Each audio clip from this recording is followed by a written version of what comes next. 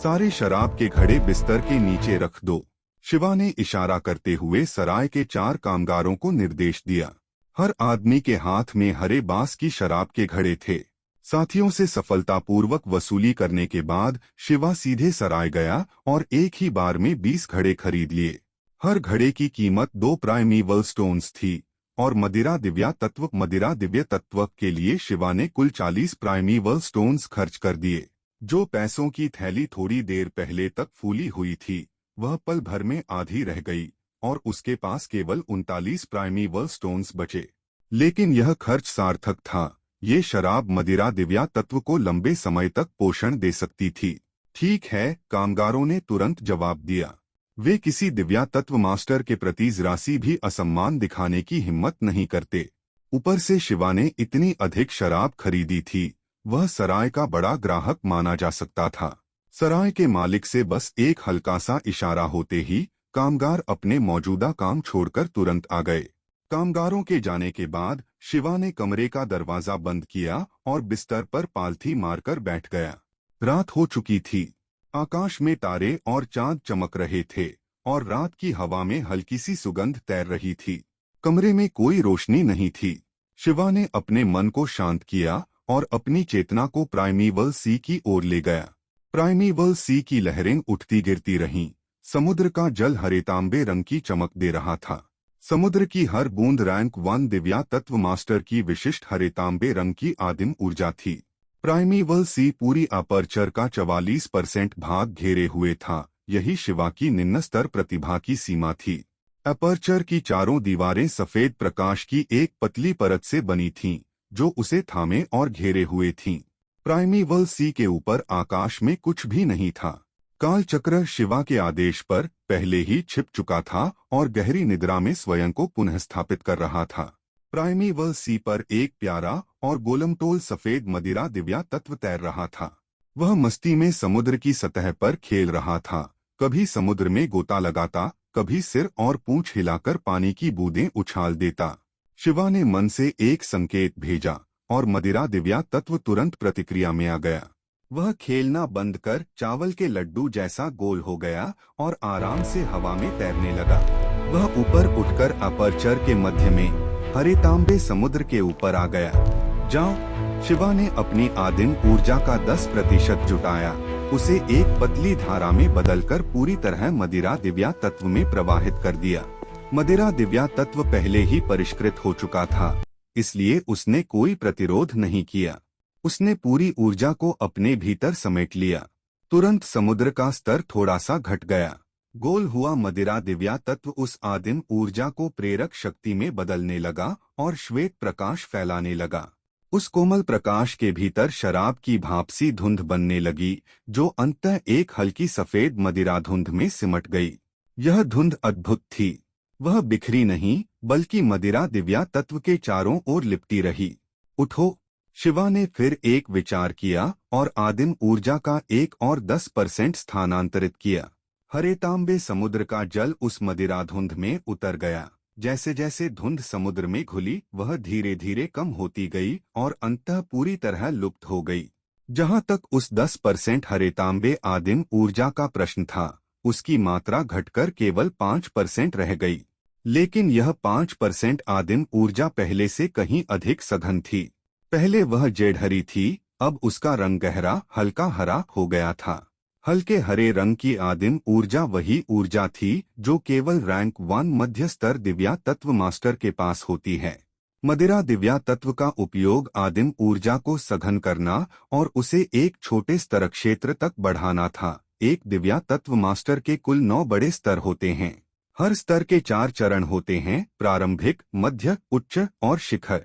शिवा इस समय केवल रैंक 1 प्रारंभिक चरण में था, लेकिन मदिरा दिव्या तत्व की सहायता से उसके पास रैंक 1 मध्य चरण की 5% ऊर्जा आ चुकी थी।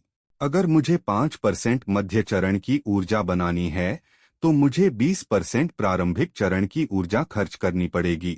इस लक्ष्य तक जल्दी पहुंचने के लिए मुझे प्राइमीवल स्टोन्स चाहिए। उसने एक प्राइमीवल स्टोन निकाला और उसे अवशोषित किया। समुद्र का स्तर धीरे धीरे बढ़ने लगा। प्राइमीवल स्टोन्स उपयोग के लिए ही होते हैं। शिवा कभी कंजूसी नहीं करता था। मेरे पास पारिवारिक सहारा नहीं है। मैं केवल वसूली और लूट पर निर्भर रहूंगा। हर 7 दिनों में मैं अकादमी के द्वार को रोकूंगा। एक बार की लूट उसे कभी संतुष्ट नहीं करती। इस दुनिया में संघर्ष स्वाभाविक था। संयमित संघर्ष को तो प्रोत्साहन भी दिया जाता था। शिवा कभी प्राणघातक स्थानों पर वार नहीं करता था। वह केवल विरोधियों को अक्षम करता था। वह रक्त पिपासु नहीं था। हत्या केवल एक तरीका थी। कुशलता ही सब कुछ थी। बादल बहते आए और चांदनी को ढक लिया। एक छाया रुद्रगढ़ पर छा गई। राठौड़ परिवार के घर में तेजस राठौड़ अपने अध्ययन कक्ष में बैठे थे। उन्होंने शांत स्वर में पूछा, सुना है आज तुम्हें उस शिवा ने पीट दिया? तेजस अर्जुन ने क्रोध से उत्तर दिया, हाँ दादाजी। वह घटिया निम्न स्तर प्रतिभा हमें लूटने की हिम्मत कैसे कर सकता है? तेजस राठौड़ ने सिर हिलाया। यह तुम्हारा अपना मामला है। तुम्हें स्वयं पर निर्भर रहना होगा। याद रखो, तुम राठौड़ परिवार के भविष्य का प्रतिनिधित्व करते हो। तुम्हें शक्तिशाली बनना ही होगा। फिर उन्होंने धीमे स्वर में जोड़ा, इसीलिए मैंने तुम्हें मध्यम स्तर प्रतिभा का दिखावा करने में मदद की। हमारे परिवार को एक मजबूत उत्तराधिकारी चाहिए। तेजस अर्जुन ने मुट्ठी भींच ली। मैं समझ गया दादाजी। मैं और अधिक परिश्रम करूंगा। आदरणीय पिता और माता, बात कुछ यूं ही हुई थी। राघव सीधा खड़ा था। उसका स्वर आदरपूर्ण और सावधान था।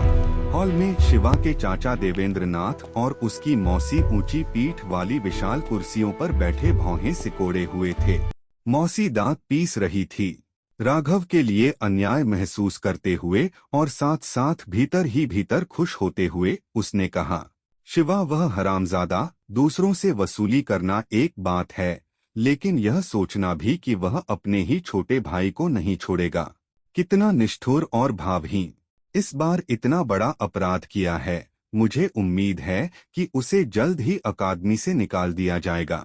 बस करो, कम बोलो। चाचा ने गहरी सांस ली और राघव से कहा, तुमने केवल एक प्राइमीवल स्टोन खोया है, चिंता मत करो।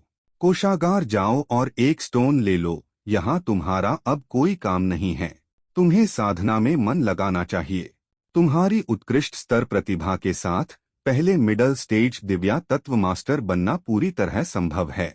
स्वर्ग ने जो प्रतिभा तुम्हें दी है उसे व्यर्थ मत जाने दो। तुम्हारी माता और मैं तुम्हें नंबर 1 बनते देखने की आशा रखते हैं। हाँ पिता और माता। आपका पुत्र विदा लेता है। राघव भय और उलझन से भरे मन के साथ हॉल से निकल गया। वह मन ही मन सोचने लगा, आज बड़े भाई ने अकादमी के द्वार पर सभी छात्रों को लूटा, इतना बड़ा हंगामा खड़ा कर दिया। मुझे डर है कि कहीं सचमुच उसे निकाल न दिया जाए। अगर ऐसा हुआ तो क्या मुझे उसके लिए सिफारिश करनी चाहिए? उसके मन में 2 आवाजें उठीं। एक आवाज बोली, सिफारिश की कोई जरूरत नहीं। उसने अपने ही छोटे भाई से प्राइमीवल स्टोन छीना। अगर उसे निकाला गया तो यह उसकी ही गलती होगी। दूसरी आवाज बोली, लेकिन वह तुम्हारा सगा बड़ा भाई है, तुम्हें उसके लिए सिफारिश करनी चाहिए। राघव को जाते देख मौसी खुशी से बोली, स्वामी, हमने शिवा का खर्च काट दिया। यह छोटा बदमाश आखिरकार टिक नहीं पाया और इतना बड़ा अपराध कर बैठा। अकादमी के द्वार पर रास्ता रोककर सार्वजनिक लड़ाई, इस बार तो वह निश्चित ही निकाला जाएगा। लेकिन चाचा ने सिर हिलाया, तुम बहुत सरल सोच रही हो। शिवा को निकाला नहीं जाएगा, बल्कि शायद कोई सजा भी नहीं मिले।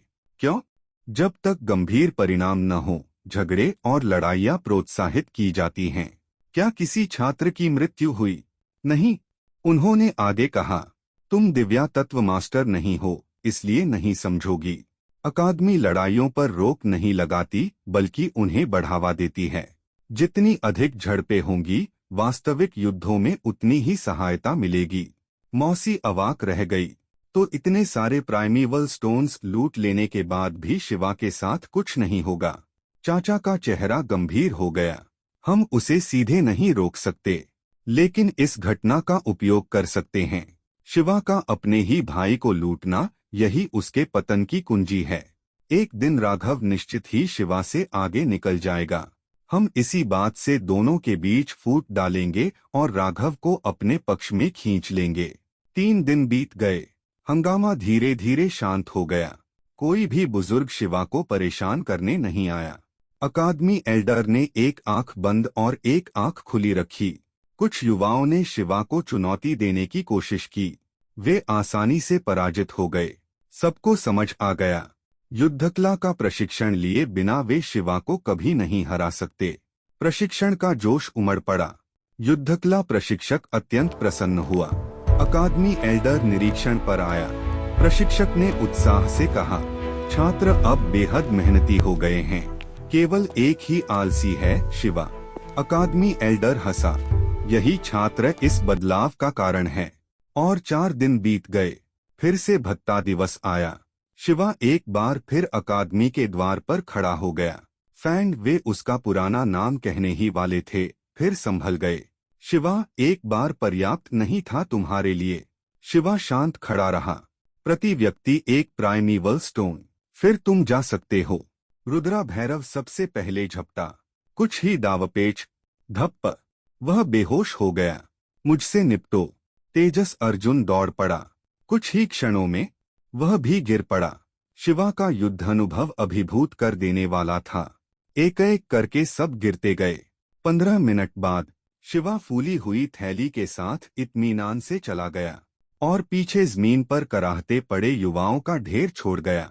भाइयों, जल्दी मैदान साफ करो, पहरेदार दौड़ते हुए चिल्लाए।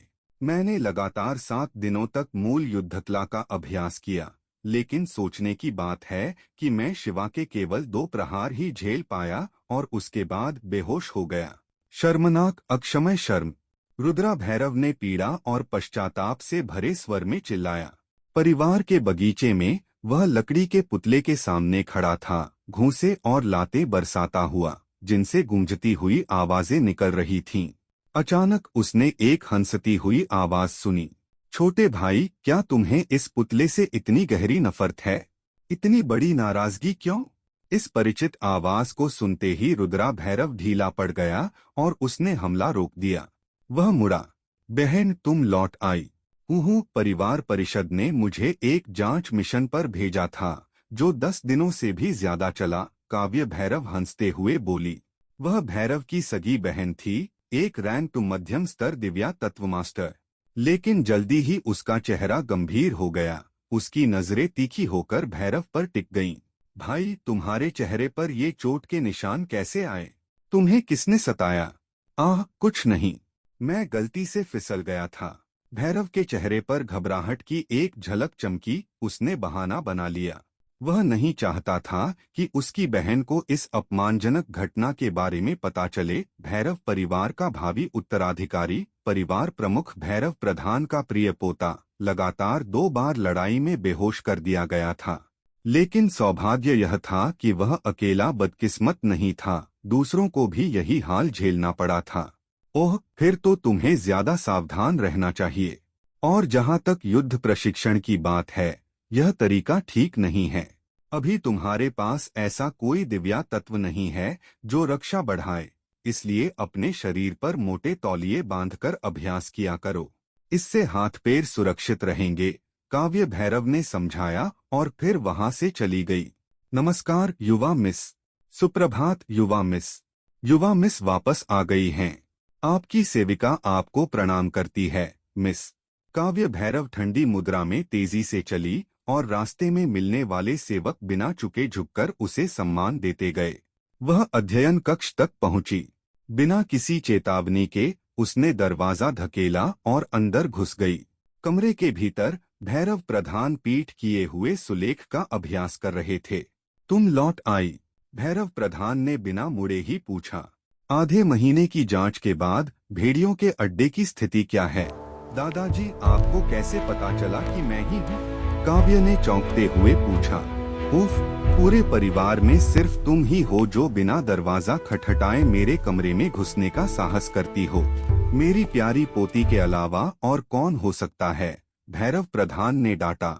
हालांकि उनके चेहरे पर चिंता और स्नेह की झलक थी और वे मुस्कुराकर उसकी ओर देख रहे थे। कुछ देर बाद उसने कहा, दादाजी, छोटे भाई को पीटा गया है। मैंने उससे पूछा तो उसने झूठ बोला, इसलिए मुझे आपसे पूछना पड़ा। भैरव प्रधान का चेहरा गंभीर हो गया। भेड़ियों का अड्डा लगभग भर चुका है, काव्य ने रिपोर्ट दी। इसलिए इस साल तो प्रकोप नहीं होगा, लेकिन अगले साल हमारे पर्वतीय गांव में निश्चित ही भेड़ियों की बाढ़ आएगी। आमतौर पर हर 3 साल में एक बार प्रकोप होता है। थंडर क्राउन वुल्व्स कितने हैं? लगभग 3। उन्होंने सिर हिलाया। दादाजी, आपने अभी तक छोटे भाई के बारे में नहीं बताया। उसे पीटा गया। पहली बार 7 दिन पहले, दूसरी बार आज। दोनों बार स्कूल के फाटकों के सामने। किसमें इतनी हिम्मत है कि मेरे छोटे भाई को बेहोश कर दे? एक सहपाठी है, शिवा। वह बहुत अच्छा लड़ता है। वह आंखें फैलाकर देखने लगी। वह तो आपका ही सगा पोता है, भैरव प्रधान ने अर्थपूर्ण स्वर में कहा। पराजय और अपमान केवल उन्नति का ईंधन होते हैं। असफलता के बिना कोई भी सच्चा पुरुष नहीं बन सकता। शिवा केवल निम्न स्तर प्रतिभा है, जबकि भैरव मध्यम स्तर का है। हमारे समर्थन के साथ वह अंततः शिवा को पार कर जाएगा। तुम हस्तक्षेप मत करना। उसने सिर झुका लिया। हाँ दादाजी। लेकिन उसकी आंखों में एक भयावह चमक थी। सराय के भोजन कक्ष में कई मेजें भरी हुई थीं और लोग भोजन कर रहे थे, इसलिए वातावरण काफी जीवंत था। शिवा खिड़की के पास बैठा, खाते हुए बाहर देख रहा था। सूर्यास्त आग की तरह लग रहा था। गलियां किसानों, शिकारियों और दिव्या तत्व मास्टर्स से भरी थीं। रैंक 1 नीली पेटी पहनते थे, रैंक 2 लाल पेटी। शिवा ने 6-7 रैंक 1 दिव्या तत्व मास्टर्स और एक रैंक 2 को देखा। रैंक 3 बुजुर्ग होते थे, रैंक 4 कबीले का प्रमुख, रैंक 5 अत्यंत दुर्लभ। असल में किसी कबीले की शक्ति आंकना सरल है, शिवा ने सोचा। रुद्रगढ़ गांव को उदाहरण लें, 20 में से 6 लोग दिव्या तत्व मास्टर्स थे। इस शक्ति के साथ कबीला नील पर्वत के सर्वोत्तम संसाधनों पर एकाधिकार रखता था। लेकिन भारत के पूरे दक्षिणी क्षेत्र की तुलना में यह केवल मध्यम निम्न स्तर का था। मैं अभी केवल रैंक 1 प्रारंभिक चरण में हूँ। स्वतंत्र रूप से घूमने के लिए मुझे कम से कम रैंक 3 चाहिए, शिवा ने मन ही मन आह भरी। नील पर्वत उसकी महत्वाकांक्षाओं को समेटने के लिए बहुत छोटा था। हाँ, रुद्रा, आखिरकार मैं तुम्हें ढूंढ ही लिया, एक अधेड़ व्यक्ति हंसते हुए पास आया। शिवा ने मुड़कर देखा। तुमने अपने लिए बहुत बड़ी मुसीबत खड़ी कर ली है। भैरव परिवार के युवा स्वामी पर हाथ उठाने की हिम्मत की, और अब हमारी युवा मिस खुद हिसाब चुकता करने आई हैं। अगर किसी सामान्य व्यक्ति को इस अधेड़ उम्र के आदमी ने इस तरह घूरा होता, तो उसके दिल में भय उत्पन्न हो जाना स्वाभाविक था। लेकिन शिवा ने उसे एक पल देखने के बाद ही रुचि खो दी और अपने भोजन पर ध्यान देता रहा, उस आदमी को पूरी तरह नजरअंदाज करते हुए, मानो वह मौजूद ही न हो। वह आदमी कौन है? उसने परिवार के सेवक जैसे कपड़े पहने हैं, और वह कोई दिव्या तत्व साधक भी नहीं है। फिर वह युवा स्वामी शिवा से सवाल करने की हिम्मत कैसे कर सकता है? सराय के एक कर्मचारी ने कोने में छिपते हुए सोचा, यह महसूस करते हुए कि स्थिति बिगड़ सकती है। यह तो लोमड़ी है जो बाघ की खाल ओढ़े फिर रही है। भैरव परिवार का सहारा लेकर यह सेवक एक दिव्या तत्व साधक के सामने हंगामा करने की हिम्मत कर रहा है। अगर कोई और सामान्य व्यक्ति होता, तो उसमें इतनी हिम्मत नहीं होती, उसके पास खड़े एक व्यक्ति ने तिरस्कार से कहा। फिर भी एक साधारण इंसान होकर भी वह दिव्या तत्व साधक के सामने बखेड़ा खड़ा कर रहा है। ऐसा अनुभव तो बड़ा रोमांचक होगा। यह मत समझो कि दिव्या तत्व साधक हमेशा ऊंचे और शक्तिशाली होते हैं। युवा स्वामी शिवा तो बस रैंक 1 प्रारंभिक स्तर का दिव्या तत्व साधक है, और उसने अभी अभी अपना वाइटल दिव्या तत्व परिष्कृत किया है। अगर अभी लड़ाई हो जाए, तो हो सकता है कि वह इस ताकतवर और मांसल आदमी का सामना न कर पाए। बस यही दुआ है कि अगर बाद में लड़ाई हो, तो वे हमारी सराय और फर्नीचर को बख्श दें। कर्मचारी आपस में फुसफुसाते रहे, लेकिन किसी ने भी आगे बढ़ने की हिम्मत नहीं की, सब दूर से ही देखते रहे। तुम्हें अब भी खाने का मन हो रहा है? यह देखकर कि वह शिवा को डराने या धमकाने में असफल रहा, उस मांसल अधेड़ आदमी की आंखों में संदेह की झलक आई। क्या तुम्हें लगता है मैं तुमसे झूठ बोल रहा हूँ? लोग पहले ही युवती को सूचना दे चुके हैं, वह थोड़ी ही देर में यहाँ पहुँचेगी। भागने की कोशिश मत करना लड़के, क्योंकि तुम बच नहीं पाओगे। मेरा काम बस यह सुनिश्चित करना है कि तुम यहीं रुके रहो। बाद में तुम्हें बहुत कष्ट सहना पड़ेगा। शिवा ने उसकी ओर कोई ध्यान नहीं दिया और शांतिपूर्वक अपना भोजन करता रहा। मध्य उम्र का वह सेवक भौहें चढ़ा बैठा रहा, क्योंकि उसे शिवा के चेहरे पर जरा सी भी घबराहट या भय नहीं दिखा। इससे उसे पूरी तरह अनदेखा किया हुआ महसूस हुआ और उसका अभिमान गहरी ठेस खा गया। वह 1 दशक से भी अधिक समय से भैरव परिवार का सेवक था और अपने स्वामी का विश्वास प्राप्त कर चुका था। इतने लंबे समय में उसने स्वाभाविक रूप से दिव्या तत्व साधक से जुड़ी कई बातें सीख ली थीं। रैंक 1 दिव्या तत्व साधक प्रायः अपनी शारीरिक युद्ध कौशल पर निर्भर रहते थे। युद्ध में दिव्या तत्व का मूल्य अधिकतर डर पैदा करने के साधन के रूप में होता था, न कि प्रत्यक्ष युद्ध शक्ति के रूप में। वह विशेष रूप से जानता था कि शिवा जैसे युवा दिव्या तत्व साधक, जिसने अभी अभी साधना शुरू की थी, उसकी शारीरिक ताकत एक परिपक्व वयस्क की तुलना में कहीं कम होती है। इसके अलावा शिवा ने सुना था कि केवल मूनलाइट दिव्या तत्व को ही परिष्कृत किया है, इसलिए अधिकतम वह बस कुछ ही मून ब्लेड चला सकता था। और ऊपर से उसके पीछे भैरव परिवार का समर्थन था, इसलिए शिवा का सामना करते समय उसे किसी प्रकार का भय नहीं था। लड़के, तुम सच में बड़े साहसी हो, है ना? सराय के कर्मचारी भयभीत होकर देखते रहे और कई ग्राहक उठकर वहां से जाने लगे। शिवा मिल गया। अचानक एक गर्वित स्त्री स्वर गूंजा। काव्या भैरव बड़े कदमों से चलती हुई सराय में दाखिल हुई। उसके पीछे परिवार के कई सेवक थे। उसने गहरे नीले रंग की वर्दी पहनी थी और कमर पर लाल पट्टा बंधा था, जिस पर 2 अंकित था, जो स्पष्ट रूप से दर्शाता था कि वह रैंक 2 दिव्या तत्व साधक है। आपकी सेवक आपको प्रणाम करता है, युवती। वह अधेड़ आदमी तुरंत घुटनों के बल बैठ गया। काव्या ने गजराज की ओर देखा तक नहीं, उसकी निगाहें सीधे शिवा पर जमी हुई थीं। तो तुम ही शिवा हो? लगता है बड़े आराम से भोजन कर रहे हो। है क्या कभी घूंसे का स्वाद चखा है? मैं तुम्हें चखाऊंगी। लेकिन उसने हमला नहीं किया। शिवा का व्यवहार बहुत ही शांत था। उसने पहले ही जांच कर ली थी। शिवा का कोई सहारा नहीं था और उसकी प्रतिभा केवल निम्न स्तर थी। फिर भी उसके चेहरे पर भय का नामो निशान नहीं था। शिवा हल्के से हंसा। किसने कहा कि मैं रुद्रगढ़ का शिवा हूँ? उसने गजराज की ओर देखा। वह हकलाने लगा, पसीने से तर। उनके पास सिर्फ एक चित्र था और उन्हें पता नहीं था कि शिवा और राघव जुड़वा हैं। तो यही बात है, शायद यह राघव हो, उसके सेवकों ने मन ही मन सोचा।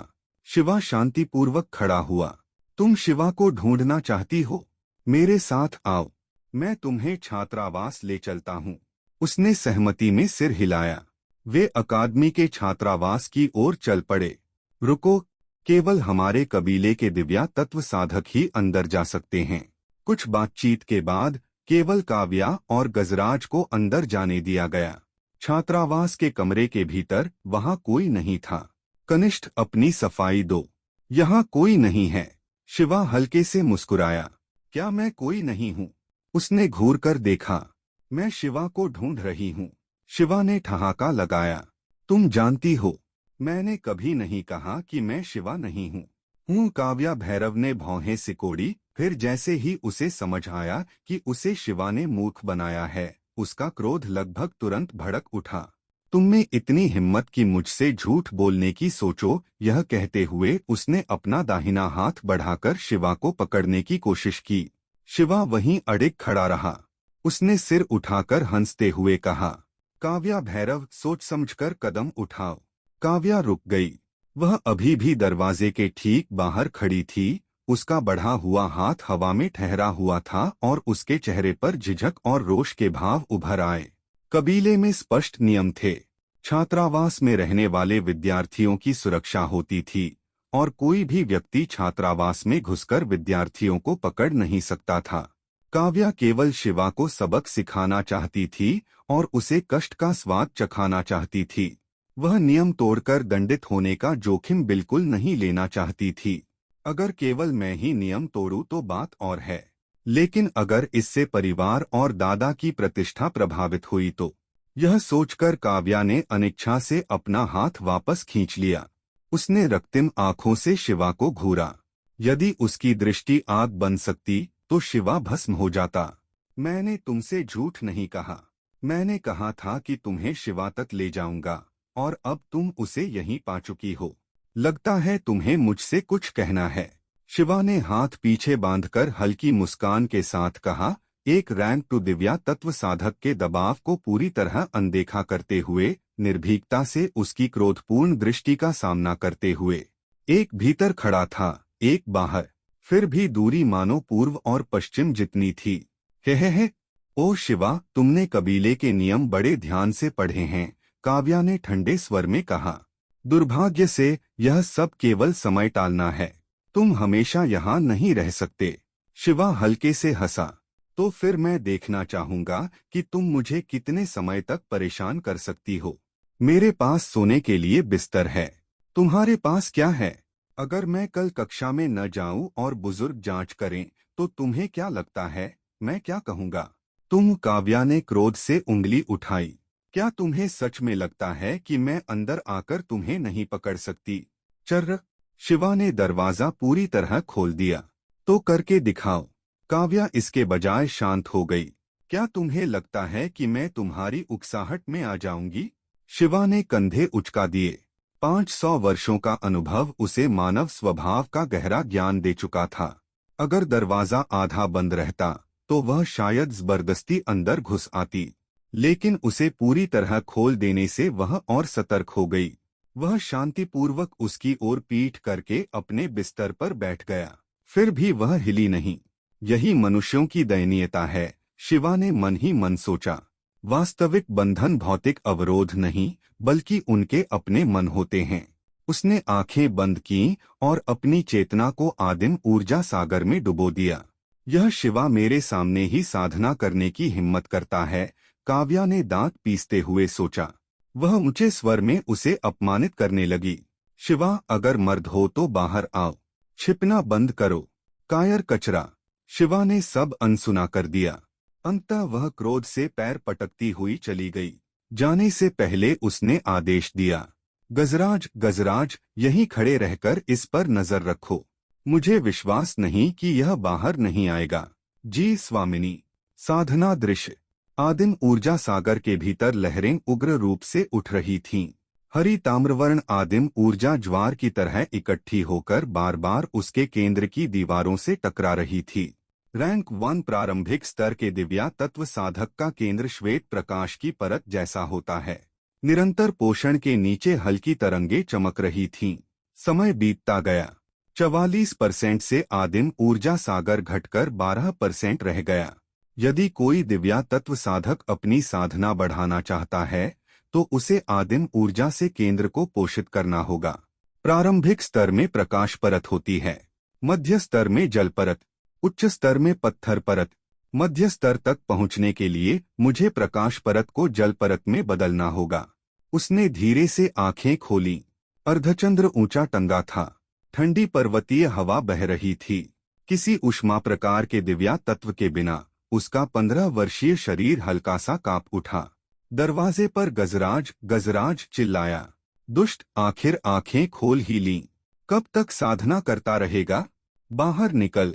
तूने हमारे युवा स्वामी रुद्र भैरव को पीटा है। युवती तुझे दंड देगी। शिवा ने कोई प्रतिक्रिया नहीं दी। सुन रहा है? तेरे पास बिस्तर है और मैं सारी रात खड़ा हूँ।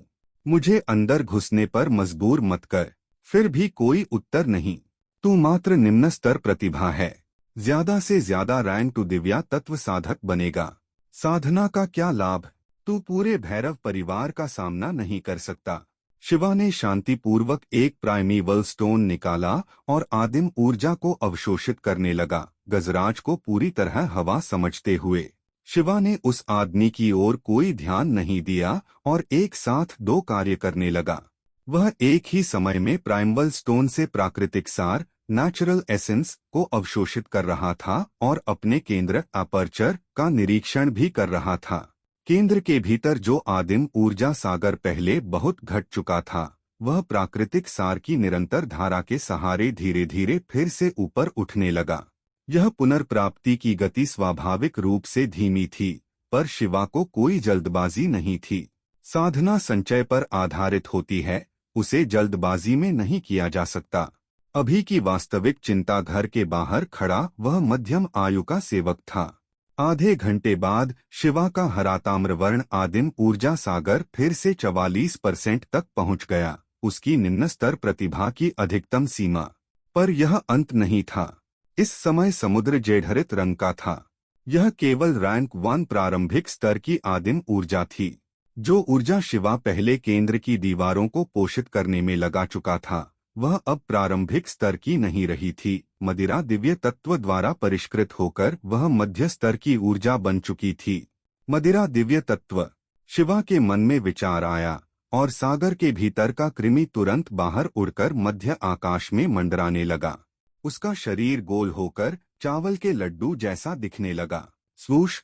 उसने अपनी प्रारंभिक स्तर की 10% ऊर्जा प्रवाहित की और उसे मदिरा दिव्य तत्व में प्रविष्ट करा दिया। शीघ्र ही वह ऊर्जा पूरी तरह अवशोषित हो गई। उसके बाद मदिरा धुंध की एक लहर निकली और एक गुच्छे में सिमट गई। एक बार फिर शिवा ने 10% ऊर्जा उसमें प्रवाहित की। धुंध के पूर्णतः विलीन होने के बाद मूल ऊर्जा भौतिक रूप से आधी रह गई और उसका रंग जेढ़रित से बदलकर फीकाहरित हो गया। यह थी मध्यस्तर की आदिम ऊर्जा। अन्य विद्यार्थी अपनी साधना में प्रारंभिक स्तर की ऊर्जा का उपयोग करते हैं, पर मैं मध्य स्तर की ऊर्जा का उपयोग करूंगा। मेरी दक्षता कम से कम दोगुनी होगी। इसी प्रकार जब मैं मध्य स्तर की ऊर्जा से चंद्रकिरण दिव्य तत्व को सक्रिय करूंगा, उसकी शक्ति भी कहीं अधिक होगी। जब तक सागर की संपूर्ण ऊर्जा मध्य स्तर में परिवर्तित नहीं हो गई, शिवा ने आंखें नहीं खोली। साधना करते समय समय पलक झपकते बीत जाता है। अब आधी रात हो चुकी थी। उसने अपनी मुट्ठी खोली और श्वेत पत्थर चूर्ण की एक मुट्ठी बिखेर दी।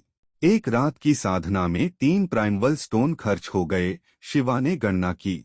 उसकी प्रतिभा निम्न स्तर की थी, पर तीव्र प्रगति के लिए वह ऊर्जा पूर्ति हेतु प्राइमल स्टोन का उपयोग कर रहा था। सबसे अधिक व्यय मदिरा दिव्य तत्व के कारण था, जो ऊर्जा को परिष्कृत करता था। इससे उसके प्राइमल स्टोन का व्यय अत्यधिक बढ़ गया। उसने बाहर देखा। गजराज एक कोने में सिकुड़कर बैठा था, मानो सो गया हो। लगता है वह रैंक 2 स्त्री दिव्य तत्व साधक बहुत पहले जा चुकी है और गजराज को मुझे निगरानी में रखने छोड़ गई है। जब शरीर में ऊष्मा लौट आई, वह छात्रावास से बाहर निकल आया। लड़के आखिर बाहर आने की हिम्मत हुई। गजराज तुरंत खड़ा हो गया। उसका शरीर लगभग शिवा से दोगुना था। मांसपेशियां तन गईं, भौहें सिकुड़ी, आंखों में क्रूरता चमकी। शिवा भावहीन होकर उसकी ओर बढ़ा। अचानक शिवा झपटा और वार किया। हरामी मौत बुला रहा है। गजराज ने घूंसा चलाया। घूंसा हवा चीरता हुआ निकला। शिवा बगल में हट गया और उसकी कमर पर वार किया। गजराज ने रोक लिया। शिवा की उंगली मानो इस्पात की पट्टी से टकराई। यह गजराज एक सामान्य मनुष्य की शारीरिक सीमा के शिखर पर है। अभी मैं केवल चंद्रकिरण दिव्य तत्व का उपयोग कर सकता हूँ। निकट युद्ध में बिना सहायक दिव्य तत्व के मैं इसका मुकाबला नहीं कर सकता। रुद्रगढ़ में केवल कबीले के सदस्य ही दिव्य तत्व साधक बन सकते थे। बाहरी लोगों को जागरण संस्कार में भाग लेने का अधिकार नहीं था, पर सामान्य मनुष्य भी अपने शरीर को प्रशिक्षित कर सकते थे। गजराज ने वर्षों का कठोर अभ्यास किया था। उसकी शारीरिक शक्ति चरम पर थी। शिवा के पास चंद्रकिरण दिव्य तत्व था, पर शरीर अभी भी 15 वर्षीय किशोर का ही था। ऐसे मार्शल कलाकार रैंक 1 प्रारंभिक स्तर के दिव्य तत्व साधक को मार गिराने में सक्षम थे। यहाँ तक कि मध्य स्तर पर भी वे खतरा बने रहते। धड़ाम धड़ाम धड़ाम दोनों में तीव्र टकराव हुआ। गजराज के पसीने की धारा बह निकली। शिवा के प्रहार जीवन रेखाओं पर लक्षित थे, तीक्ष्ण और घातक। गजराज घातक वार करने से झिझक रहा था।